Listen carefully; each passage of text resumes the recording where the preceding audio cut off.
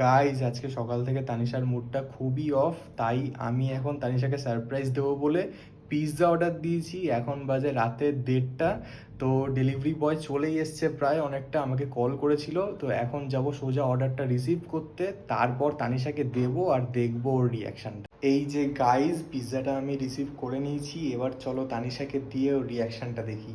এ তানিশা, এনে তোর জন্য সারপ্রাইজ। পিৎজা? হ্যাঁ, এত পিৎজা। রাতে? তো কি হয়েছে?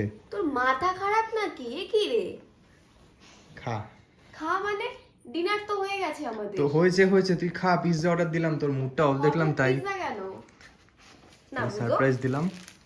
সারপ্রাইজ মানে? হ্যাঁ, নে নে, এটা ভলকানোটাই, ডাবল চিকেন যেটা, ওটা। ভলক্যানো? হ্যাঁ। গাইস, আগের দিন এই পিৎজাটা খেতে আমাদের যা দারুণ লেগেছে তোমাদেরকে আমরা এক্সপ্লেন করতে পারবো না। এটা অন্যটা, আগের দিনেরটা না।